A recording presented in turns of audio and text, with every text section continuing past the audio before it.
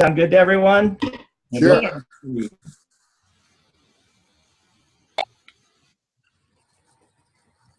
This is judges training.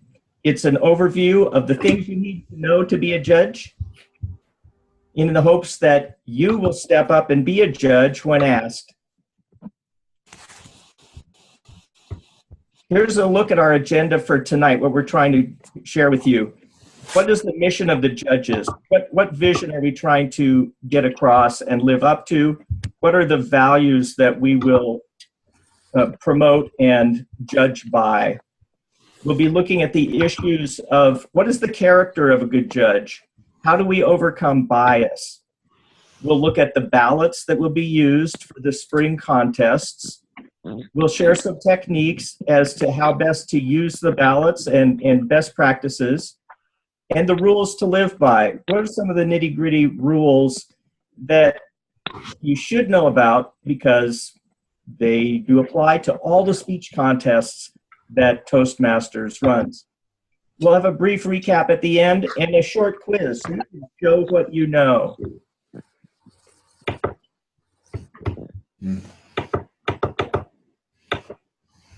Hey, Emily, would you be able to mute all phone, all lines, unless somebody has something to say? Yes, I will. Some background noise. Yeah. And for those participating, there is a chat feature, and Emily will be able to see a chat window if you text her a question using that feature. I'm also, okay, so I can mute all. I don't know if you're going to be able to, you have to unmute yourself, Eric. Eric? Yes. Okay, so yes. I have to unmute you so that you can continue.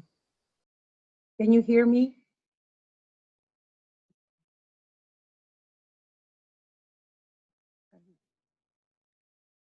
Okay. Okay. I'm unmuted now, correct? Yes, you are. I can hear you. Very good. Everybody can hear you. Okay.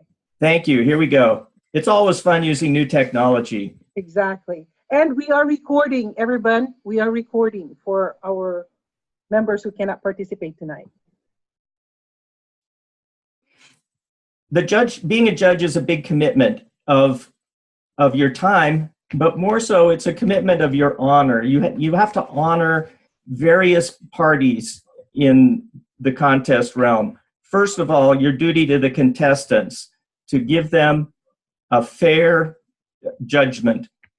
You must honor the rules of Toastmasters International and stand up for the best values of the organization. You must honor the audience so that when they're done, they're going to say, wow, that was a tough contest to judge, but those judges got it right. By advancing from one level to the next, whoever gave the best presentation at that contest. And judges also have to honor themselves, perform with integrity, honesty, so that you can be a role model for anyone else who follows in the judging world. Being a judge means that you have the mission of selecting the winner and the runners-up based on who gave the best speech at that contest. There can be no ties, so you will be breaking your own tie if you have a close match. You're selecting the winner, and that's what you're there for. We believe that the vision of a judge should be all contestants must be treated fairly and equitably. And we'll practice the values of objectivity, non-bias, supporting the rules. The judges will ignore timing. That's somebody else's department. And if there is a protest, we will resolve that within the judges group. So there's a lot of important values that we just think about, and I think it comes down to integrity. It's important to distinguish between judging and evaluating. If you're an experienced Toastmaster at all, you know what evaluation is. You're analyzing, providing feedback, and suggestions for future growth. But judging is much simpler in that you are merely selecting a winner and naming the runners up. So the key difference there is no feedback to the contestants. The judging is confidential, and to the extent that it is practical, depending on the size of the room or the size of the contest, the judges remain anonymous. You're not going to be famous. Your names won't appear in the program. We want to keep it anonymous so that the judges aren't really known. Although, of course, sometimes you see people filling out ballots and you know who it must be. We try to keep it anonymous. Selecting a winner means that whatever you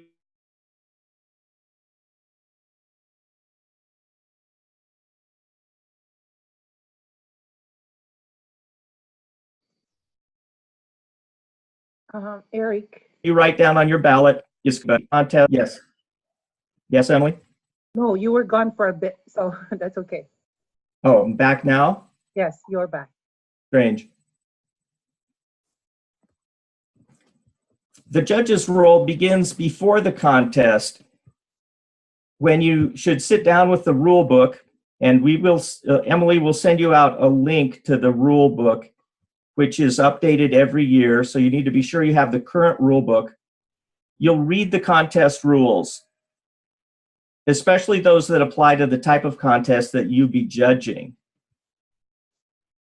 You're going to attend a judge's briefing immediately before the contest to go over any last-minute details, and when you can ask, and that's the chief judge will be running that briefing.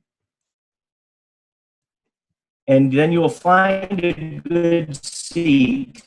What's a good seat for a contest judge? Ideally not next to one of the contestants. It's just easier to keep your results and your rankings confidential if you're not sitting next to somebody who has a vested interest in the result.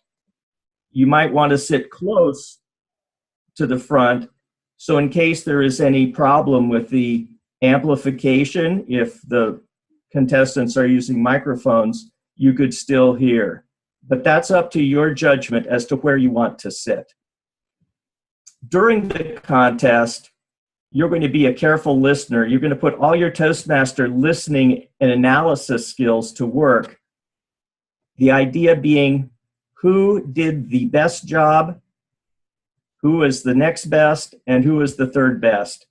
And those are the names you're going to put on your ballot. You're going to sign and print your name on the ballot.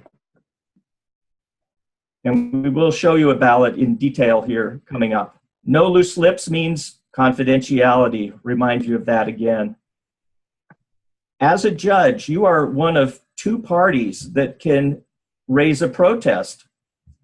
And you may do so either on the basis that a speech was not original to that speaker, or that they are not eligible for some reason to compete. We will go into more detail on originality and eligibility and the protest a little later on. And one of the key things is that you will destroy any paperwork that has your notes, comments, numbers, scores, and ideally dispose of that, not at the contest site, but take it home with you to your own recycling or shredder. Just to keep it confidential. There have been stories, believe it or not, of contestants digging through the trash at the contest site trying to find out what the judges' scores were for them. So although that's highly unusual, we just advise destroying the paperwork elsewhere.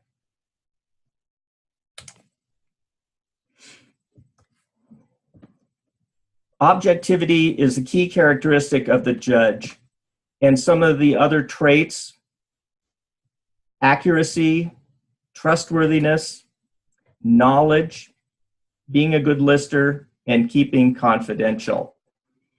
I chose Judge Judy here just because I thought we needed a famous judge, a really highly paid judge to serve as a model. But frankly, Judge Judy is not exactly our model because she gets paid and we're doing this as a volunteer job. And she talks back a lot. She gets to give a lot of advice to her people in her court. So we're not going to be talkative like her, and we won't get paid like her. But the other character traits here, we're going to exhibit these so that our objectivity is never in question. We say that we want to be objective, but of course this is easier said than done.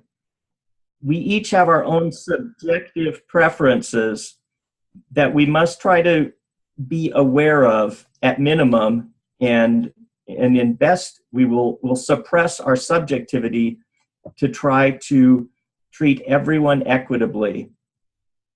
Some of the ways that we rob ourselves of objectivity is by letting some factors affect us when we're listening to that contestant on the stage. For instance, the speaking order of the contestants might unduly influence us to better remember the speaker who is either first or last.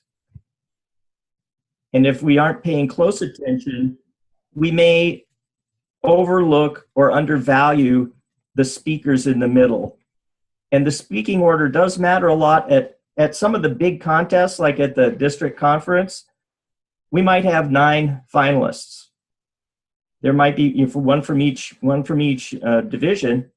There are 9 people. Number 5, it might be hard to remember who was number 5.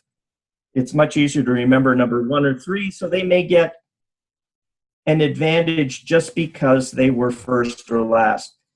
We must overlook that, judge each speech regardless of the order. Another robber of objectivity is the underdog effect. What if someone gets up on stage and they're using crutches? Does our heart go out to them because they've had an injury? Yes, of course. But the fact that they just had an injury and are at somewhat of a disadvantage compared to somebody in full health by no means we should rate their performance higher than any other person. Some people will perhaps have an impairment that they will have a workaround for, such as a contestant who is sight impaired can ask to have a visual or an audio timing signal rather than just a light or a green card. But that would be made known to you before the contest. That's merely a slightly different tool that's allowed under the rules. But the fact that they are sight impaired would not get them a higher score just for that. The angel we have here is reflective of something we call the halo effect. Say somebody is giving a very dynamic presentation where their vocal variety is just awesome and they're wowing us with their voice. But does that mean that they were giving a well-organized speech? Does that mean their speech has a powerful message that will live with us? Not necessarily. But so we can't let one aspect of a performance or a presentation that is so excellent cloud our minds to the fact that there may be some real flaws to another part of their speech. That's the halo effect, right? On the other hand, there's what is called the reverse halo. And that is, say somebody's grammar is not particularly buttoned down. Maybe they're using some non-standard language. Maybe it's more slangy, or they're using words that maybe you yourself wouldn't use. that may be a reason to mark them down in some category, but it's not a reason to dismiss them or discount them if other aspects of their presentation are really strong. So don't let one weak aspect drag down the rest of what they're doing. The second time around is what happens when you have a long-term Toastmaster who has been competing a long time, and gosh, she came in second last year, and before that she was third. So isn't it time that she won this year? Well, only if she gave the best speech that day. Otherwise, it doesn't matter how many times you've competed. It's only the work you show on that day that should count. The term the unnorm means that maybe somebody did something unusual. Maybe their presentation used visuals that were displayed by a projector. Maybe they wandered around through the crowd. They did something different that you haven't seen before, and you wonder, wow, why is that? We don't do that in our club. It's not normal. Well, none of these things would be prevented in the rules. So as long as they are following the rules, they should not be penalized for doing something that's out of the ordinary. For instance, so many people in Toastmasters might begin a speech, fellow Toastmasters and honored guests. That would be very normal. But there really is nothing in the rule book that says you have to address anybody in particular by name or by group. Personal bias is probably the most subjective of all, because like it or not, and as much as we try to be open-minded and look at all things equally, we know that inside it's hard to overcome things that we feel comfortable with, that make us feel good. So perhaps if a speech is on a topic that we find uncomfortable in some way, that might be reflected in us wanting to give somebody a lower score despite an excellent presentation on the basis of the subject matter. But there is no restriction on subject matter in the rule book. We have to judge them equitably, not let our opinion about the content influence our score.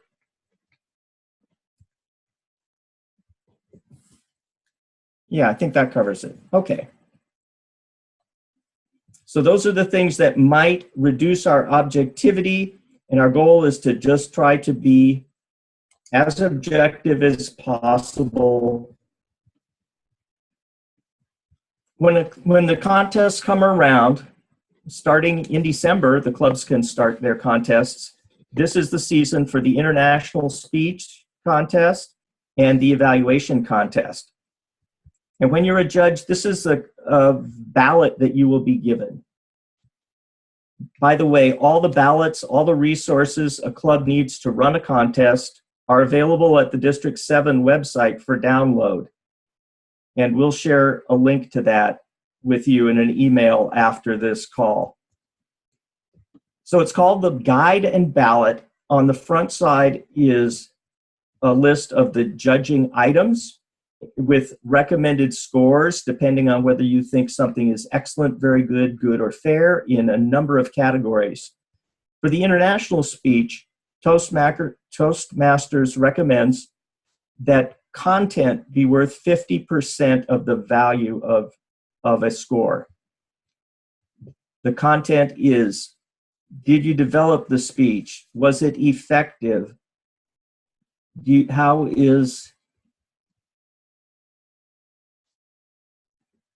Sorry, I'm having trouble reading that. The criteria will be there for you to see. The development of the speech,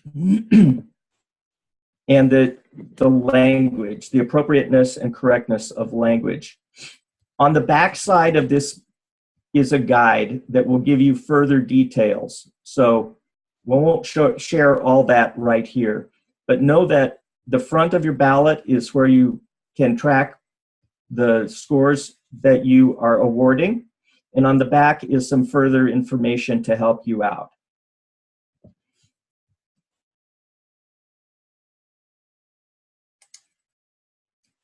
For the evaluation contest, there's a slightly different set of criteria for judging.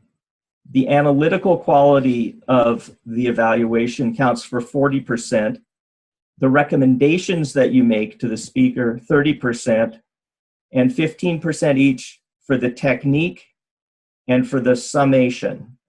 How did they summarize and wrap it up at the end? Now, both of these ballots end up totaling 100 points. But I will say, and Toastmasters itself says, there isn't just one way to use this ballot. You may use your own system, and the only thing that you should do is to use the same scoring system for every contestant. You can customize it if you like. Just treat everybody equitably and no double standards by treating some on a different, in a different way than you treated everyone else.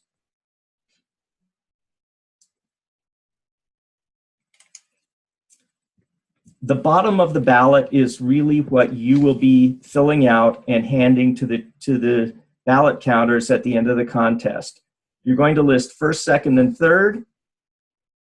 There is a tie-breaking judge who has to rank every single speaker, no matter how many. You must sign and print your name in the lines at the bottom. And you're going to dispose of the upper part of the ballot or any notes that you took after the fact. So you'll name the first place contestant, second place, and third place contestant.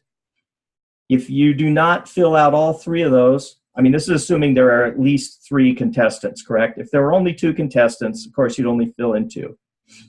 You must fill in first, second, third, sign it, and print your name. And everything else is up to the ballot counters. You've done your job at this point.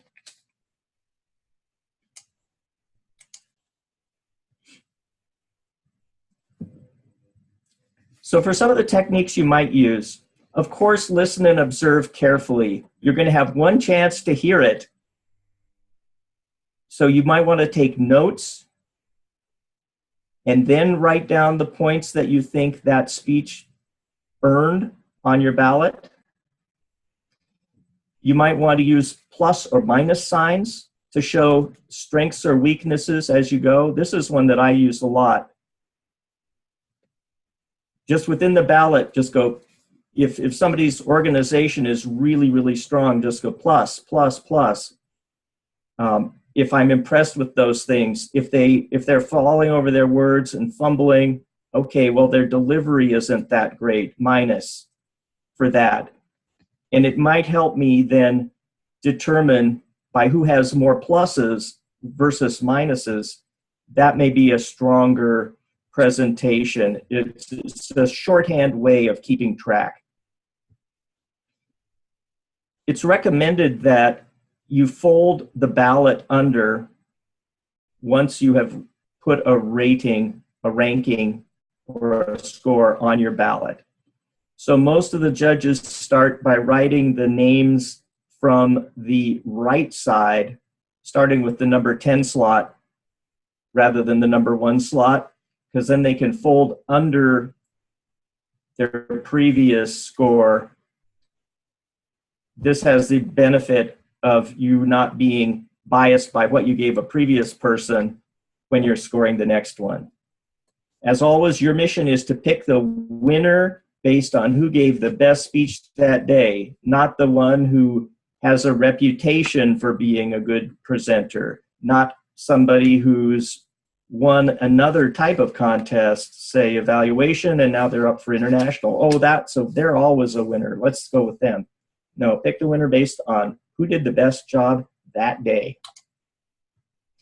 There are only three ways a person can be disqualified as a contestant, and this outlines who has the right to do this. A contest chair can disqualify a contestant based on eligibility, meaning it turns out that that person is not a paid member of a club that is in good standing.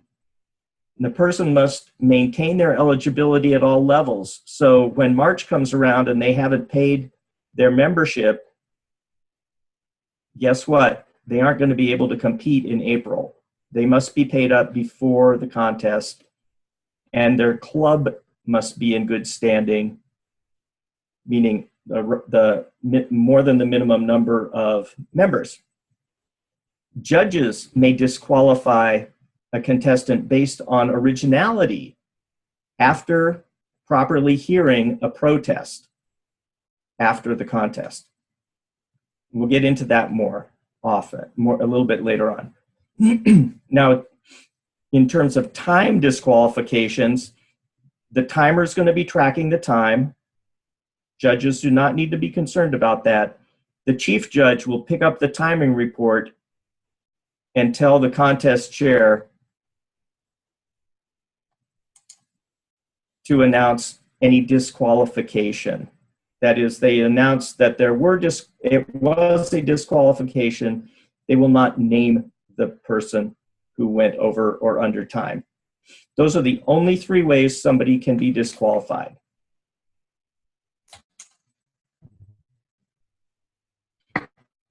The rule book on originality is that contestants must create their own speeches and each must be substantially original. This is a direct quote from the rule book.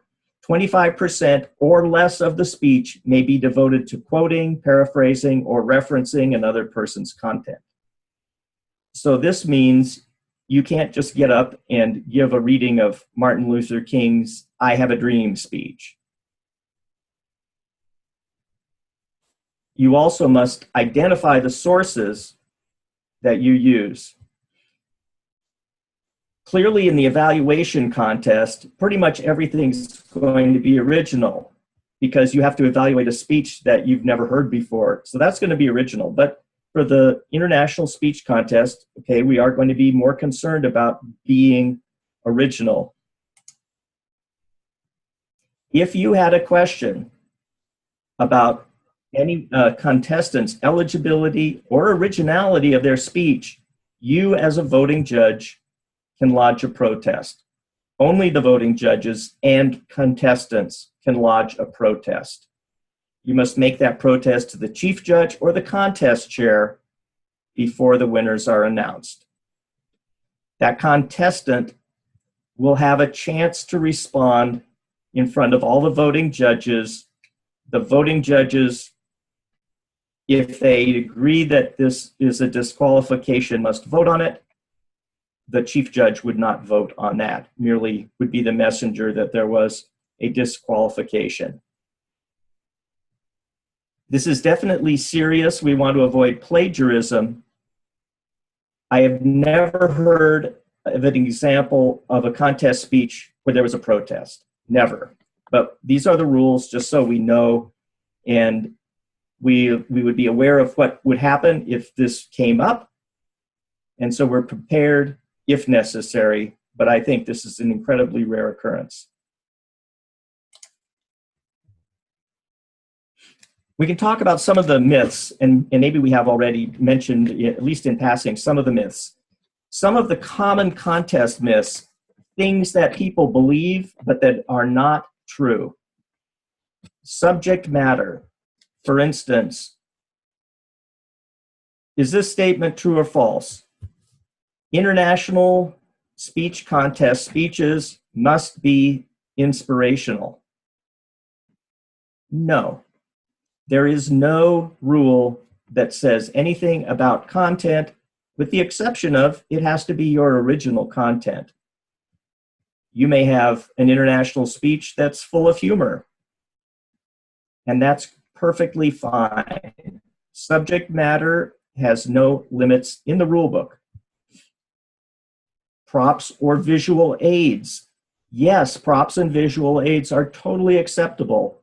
There are some rules that say, for instance, that any props or visual aids must be set up during the 1 minute of silence when the judges are filling out their ballots, immediately before that speaker. But they are allowed and people can use them. The speaking area will be defined by the contest chair, and they will, everyone is supposed to use the same speaking area, but nobody gets disqualified if they go outside that area. That there is nothing in the rule book that says you can't bend the area a little bit, but they want everybody to start in the same area. Are there any other myths that people have heard of that they would like debunked or confirmed? We can get into that. Save that for the end during question time. Basically, if it's not in the rule book, it is permitted.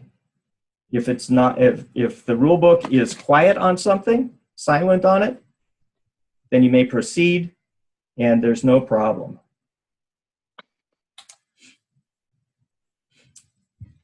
And to recap, excuse me, to recap, your mission as a judge is to select the winner and the 2 runners-up. You will judge all contestants fairly using the same system, whatever your system is. We want you to demonstrate objectivity, eliminate bias wherever you can, know and support the rules. You will ignore timing. You won't consider whether the speech seemed too long or too short. That's the timer's role. And if necessary, you will vote to resolve a protest after hearing the contestant and hearing their side of the story. Now, let's have a little quiz. Just a few questions so you can show what you've learned. Oh, and do remember to say yes when asked to be a judge. So I'll ask a question.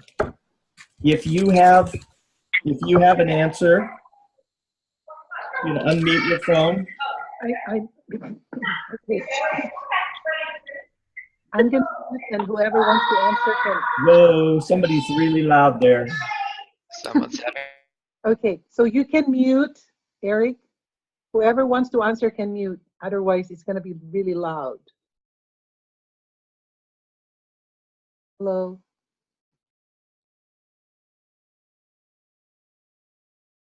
Okay, Eric, sorry about that. I unmuted everyone. Hello. They're unmuted? Okay, I'm unmuted. If you have noise in your own playing, please mute yourself. Okay, you can go ahead with your questions.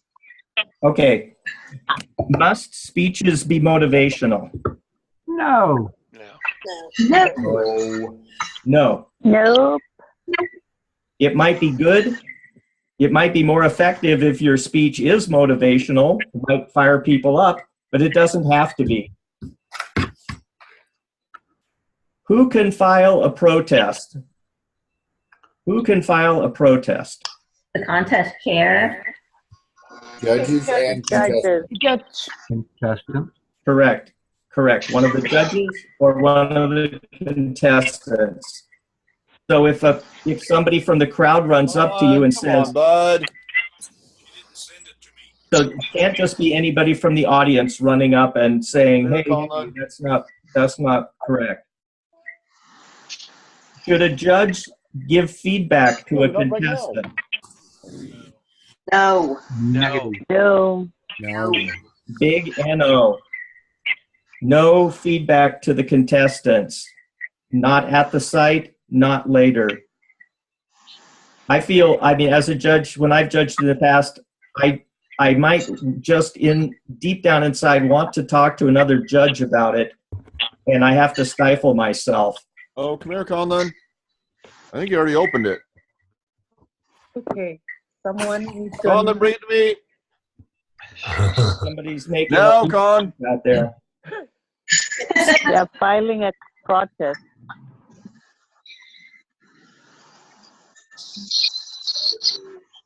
Okay, well, it seems that you've gotten 100% right, for which I applaud you. So let's move to the question and answers. How about if you mute yourself unless you have a question? I'd be glad to go over any of the material that we presented or any other question related to contests or the judge's role.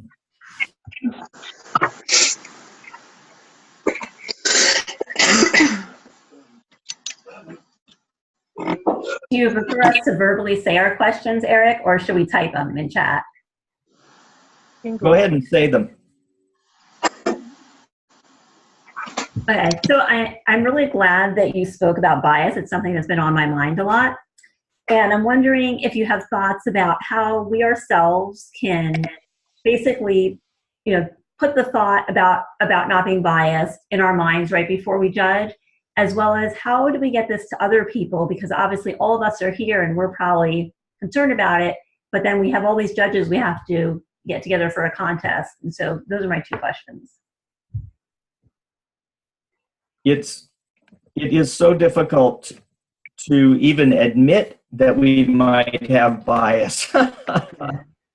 Because don't we all think that we're pretty perfect the way we are, and our judgment is really strong and good and truthful, and we would never play favorites. Oh, but of course we do all the time. So it's very hard. It's human nature, and I think we just have to be very honest with ourselves, especially when we're judging a contest where we know somebody in that contest.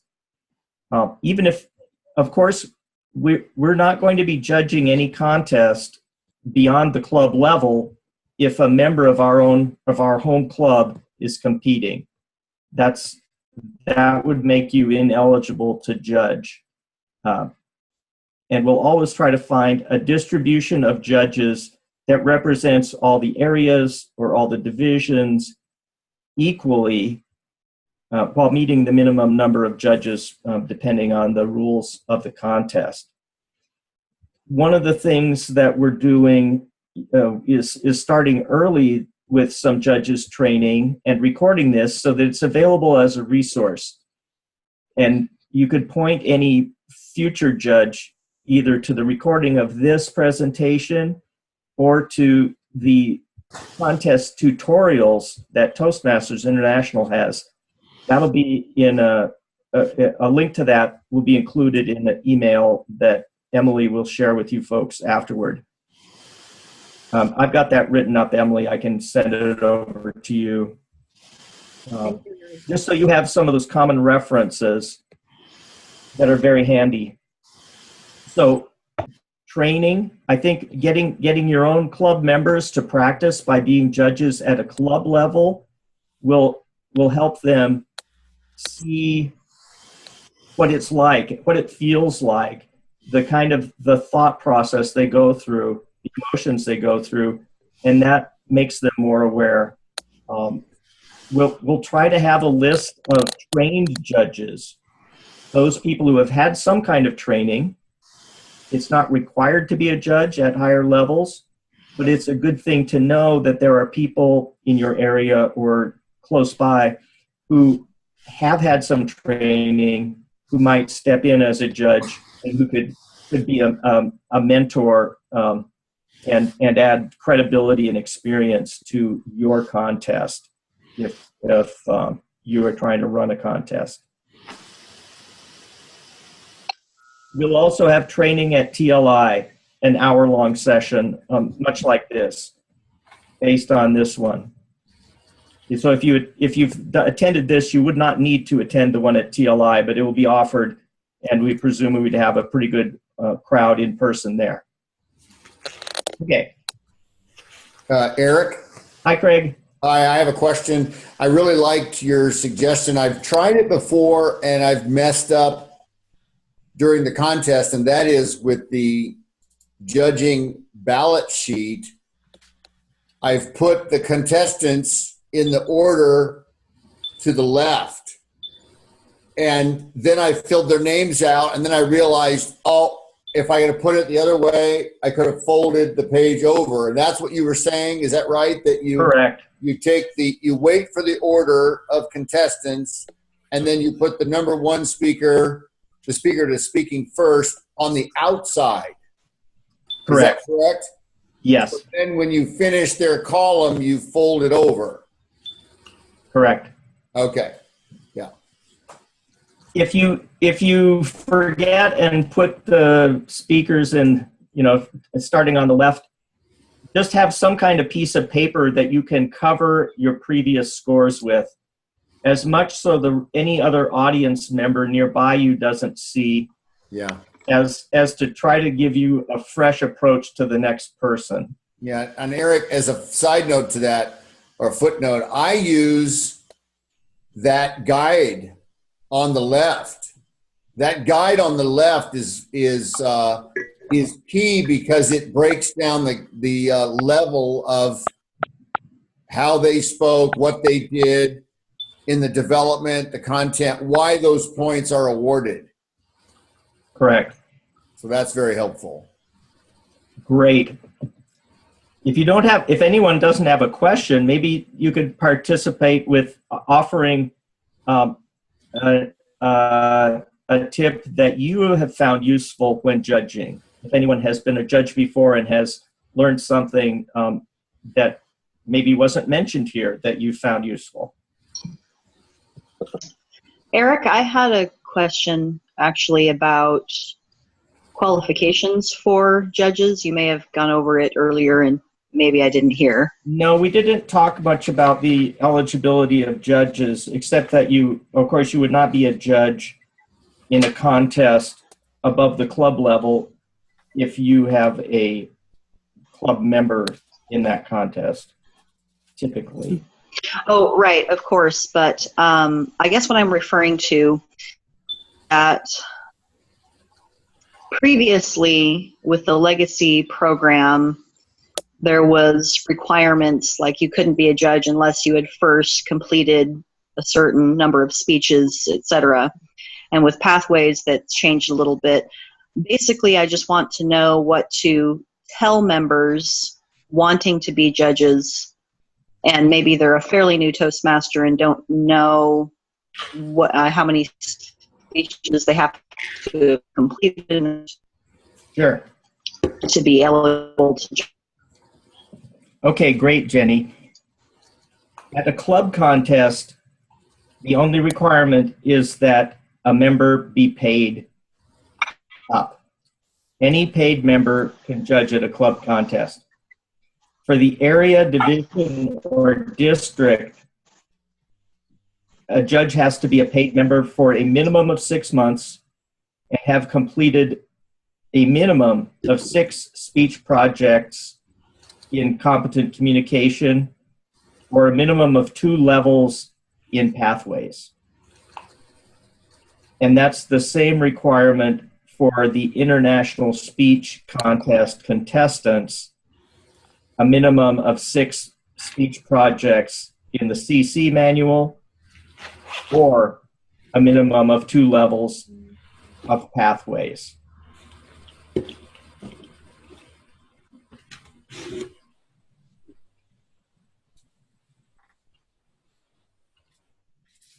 Eric, I'm sorry. My internet dropped and I missed your whole explanation.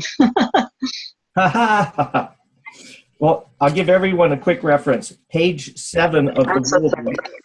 Page 7 of the rule book, which we'll send you a link to that if you don't already have a copy of the 2018-19 rule book. Definitely get your hands on it and peruse through it.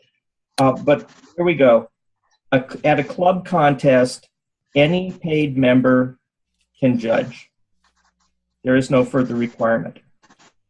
For an area, division, or district contest, you have to be a paid member for a minimum of 6 months before the contest and have completed 6 speech projects in the CC manual, or a minimum of 2 levels in pathways. So that's the judging eligibility. Is that for level 2, or could it be 2 level 1s in 2 separate paths? Well, that is what I read is exactly what the rule book says. A minimum of 2 levels in the Toastmasters Pathways learning experience. Are there any forbidden topics? In terms of content, there are no forbidden topics. The rule book does not mention content except that it has to be original.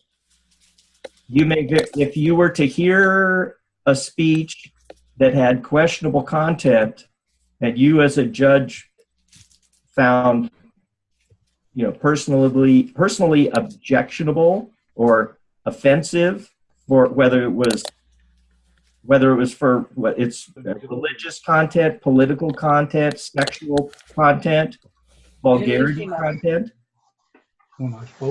There's no, you would just have to score that based on whether or not you thought that was effective or not. That's maybe the best way I could put it. Was it effective? Was it necessary? You might well mark down something like that, and I would totally go along with that because it was not appropriate. I think you can use your own judgment in terms of the appropriateness of the content, given that this is a public speaking venue. It's certainly not something that would disqualify somebody.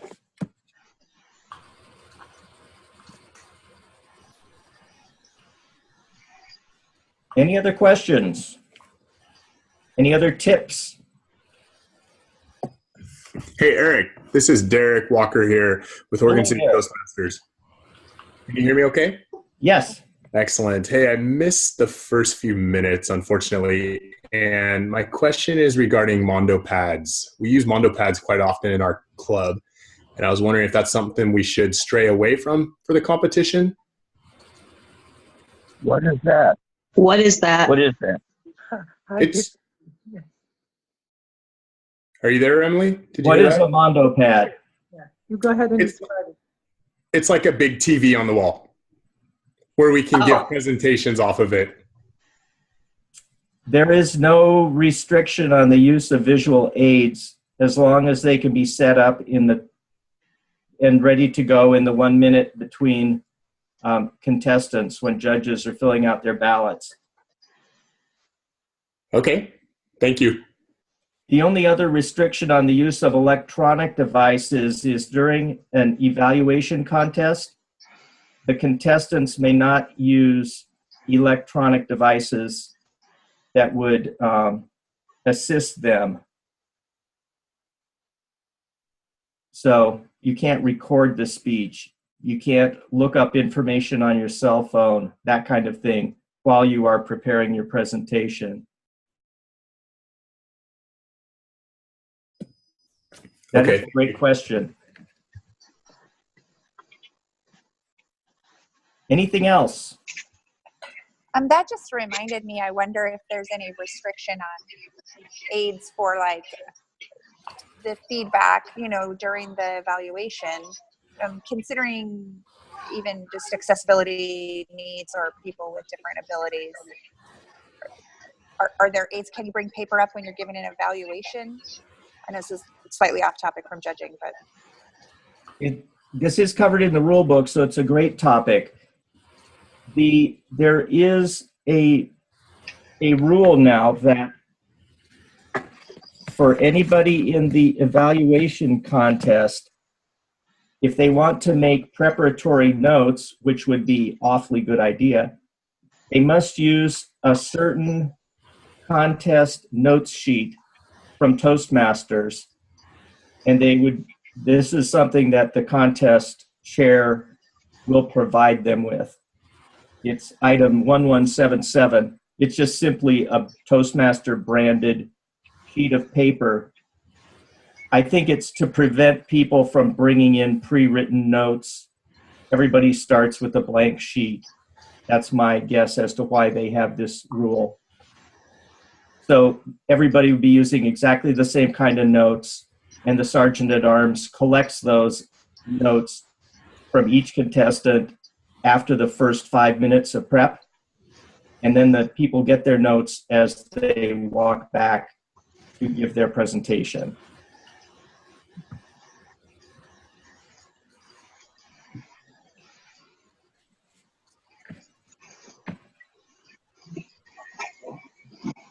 Any further tips? Any further questions? If not, I'm going to advance here. Just so you see this will be shared with you. There's some really handy resources from Toastmasters. There's a frequently asked questions sheet. Although the disclaimer is Toastmasters tells me they are rewriting it to make it completely accurate, not quite address pathways in their FAQs. District 7 has the speech contest materials to download. They're all on the website. All the things you need.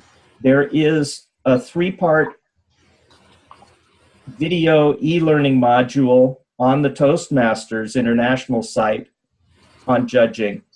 It's very brief and it covers a lot of the same material as here, but it also looks at contests in general, not just the judging role, but why contests, what are the different roles, how do they work?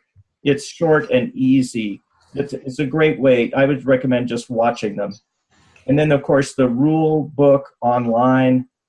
It is our go-to source if there are any questions about eligibility or is this allowed.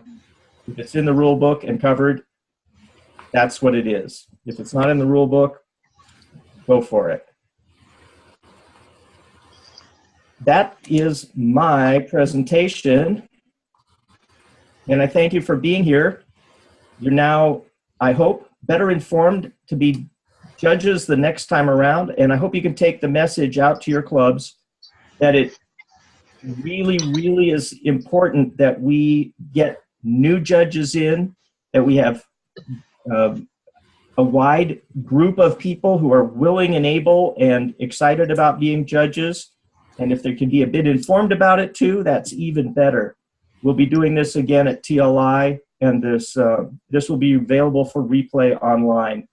So recommend it to your clubs. And if you have any questions, send them to me in email. There has been an email alias set up for the chief judge. It's not quite active yet, but it will be chiefjudge@d7toastmasters.org. And we will include that in the email that I'm going to forward so that Emily can send it to everyone on this list. And with that, 7:56, Eric. yeah, I'm trying to stop the share. Because you have to go, I think. I'm trying to stop sharing and stop caring. Yeah, at the bottom. I don't know as much as you do. At the bottom, I think you got this, click the share. It just says new share. It doesn't let me stop the share. How about the top of your screen? Go all the way to the top. Move your mouse to extreme That's top. what I'm looking at. It says new share, but it doesn't let me stop sharing. I can pause the share. How about the bottom of the screen? What's there? There's nothing.